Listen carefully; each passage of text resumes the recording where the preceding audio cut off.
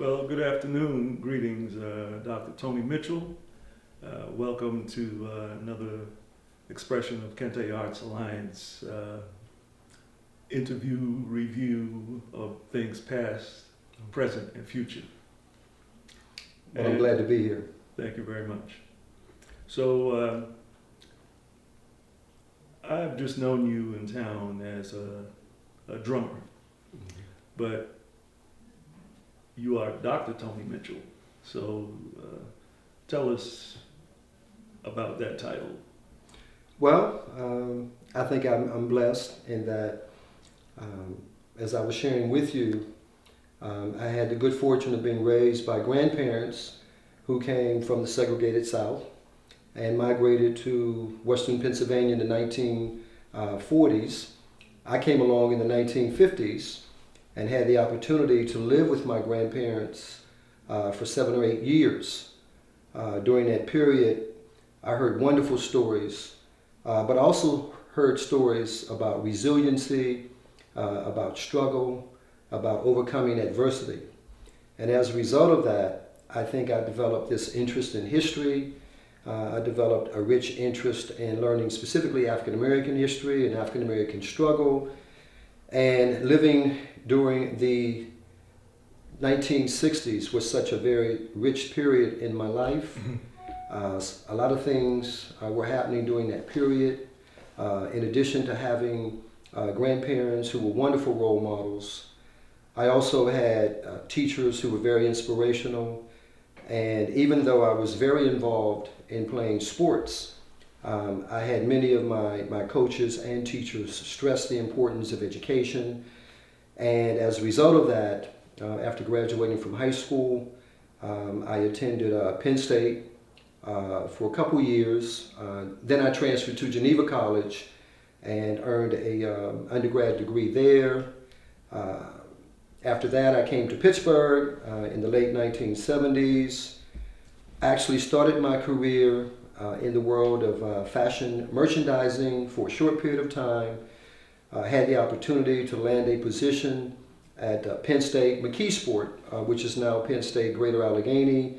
Started there in 1985, earned my master's in 1991, and continued my interest in wanting to remain in the field of education, but specifically teaching the field of African American history.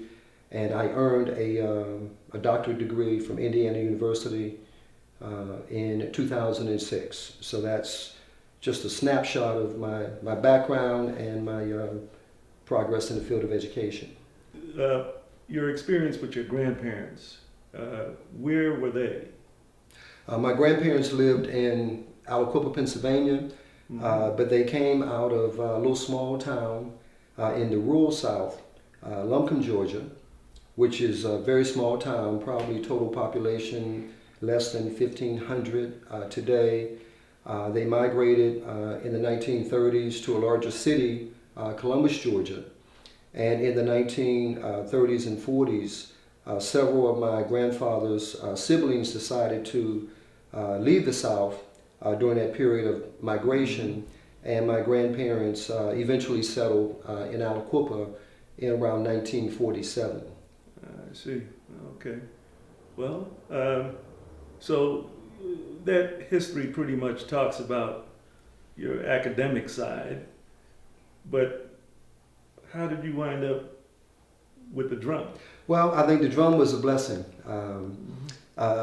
somewhat of a calling, because if you talk to anyone that's known me since I was very little, they might say, well, I used to talk a lot. I used to talk a lot about history. I used to talk a lot about struggle. Back in the 1960s and 70s, I was very interested in what was going on in the civil rights movement, but became very, very interested in what was going on during the Black Power period, the Black consciousness period. Became very captivated by my first images and memories of seeing African culture, specifically West African culture, represented in African drumming and dancing. And so I think it's been a gradual progression of wanting to learn about Africa, to learn about African history, to learn specifically about the West African experience and contribution. So in the late 1980s, my wife and I became very, very interested in wanting to ground our children in an African-centered lifestyle, an African-centered culture, and that probably began our journey in African dance and drum.